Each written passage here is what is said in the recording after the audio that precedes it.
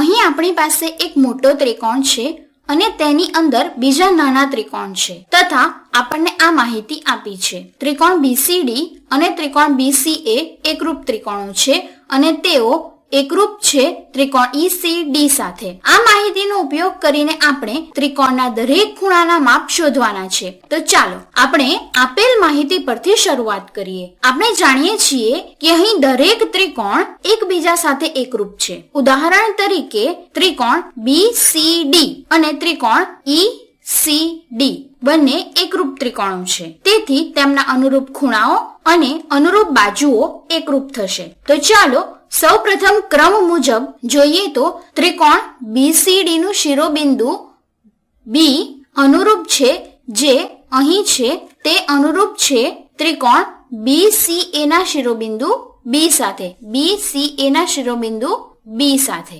આ શિરોબિંદુ B એ ત્રિકોણ BCA માં છે જે અનુરૂપ છે ત્રિકોણ ECD ના શિરોબિંદુ E સાથે જે અહીં આ છે.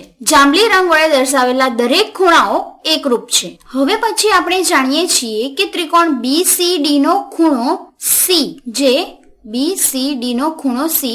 જે અહીં આ છે તે ત્રિકોણ BCA ના આ ખૂણા સાથે એકરૂપ છે અને તે ત્રિકોણ ECD ના ખૂણા C સાથે પણ એકરૂપ છે જે અહીં આ છે. આમ આ ત્રણેય ખૂણાઓ એકબીજા સાથે એકરૂપ છે અને આપણે તેમની કિંમત શોધવાની છે. હવે વધુ આગળ જોઈએ તો અહીં શિરોબિંદુ D BCD માં આ શિરોબિંદુ ત્રિકોણ BCA ના એ શિરોબિંદુ કે જે આ છે તેની સાથે એકરૂપ છે અને તેઓ ત્રિકોણ ECD ના આ ખૂણા સાથે એકરૂપ છે. ખૂણા D અથવા શિરોબિંદુ D કે જે અહીં આ છે તેની સાથે તેઓ એકરૂપ છે. આમ આપણી પાસે આ દરેક એકરૂપતા છે અને આમાંથી આપણે કંઈક રસપ્રદ બાબત શોધવાની છે.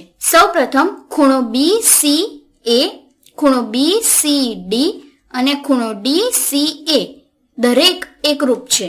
જો તમે ત્રણેયનો સરવાળો કરશો તો તે 180 અંશ થશે. જો તે દરેક પાસેના ખૂણાઓ હોય તો તે રૈખિક જોડના ખૂણાઓ બનાવે છે. જો આ ખૂણાનું માપ x હોય તો તે ત્રણેયનો સરવાળો 180 થશે તો તે દરેક ખૂણાનું માપ 60 અંશ થાય.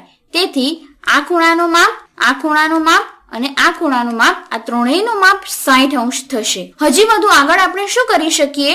હવે આપણી પાસે આ બે ખૂણાઓ પણ છે. તેઓ બંને પણ સમાન છે અને તેમનો સરવાળો પણ 180 અંશ થાય છે. તેઓ રૈખિક જોડના ખૂણાઓ છે. આમ કોઈ પણ બે બાબતનો સરવાળો જે 180 અંશ થાય તો તે બંને ખૂણા 90 અંશના થશે.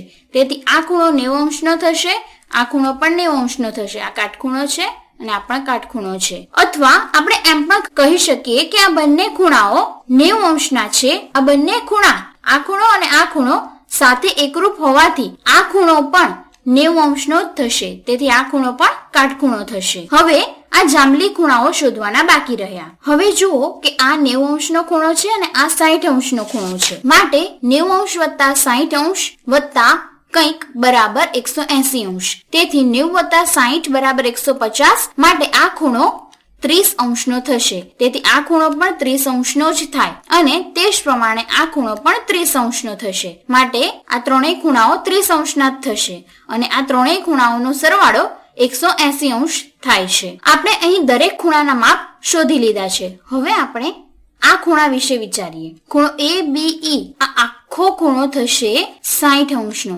આ ખૂણો 60 અંશનો છે, આ ખૂણો 90 અંશનો છે અને આ ખૂણો 30 અંશનો છે. આમ આ ત્રણ નાના ત્રિકોણોમાં પણ આ ખૂણાઓ સમાન જ છે. 30, 60, 90, 30, 60, 90, 30, 60 અને 90. માટે દરેક બાજુઓની લંબાઈ પણ સમાન થશે કારણ કે આપણે જાણીએ છીએ કે તેઓ એકરૂપ ત્રિકોણો છે. તમે જોઈ શકો છો કે જો તમે તેને સાથે મૂકો તો એક મોટો ત્રિકોણ બને છે. ત્રિકોણ ABE તે આ નાના ત્રિકોણો સાથે એકરૂપ નથી કારણ કે તે મોટો હોવાથી તે ત્રિકોણની દરેક બાજુઓની લંબાઈ જુદી જુદી હશે, પરંતુ તેમના ખૂણાઓ તો સમાન જ છે. 30, 60, 90. આ મૂળ ત્રિકોણ ABE એ નાના બાકીના ત્રણ ત્રિકોણ સાથે સમરૂપ થશે.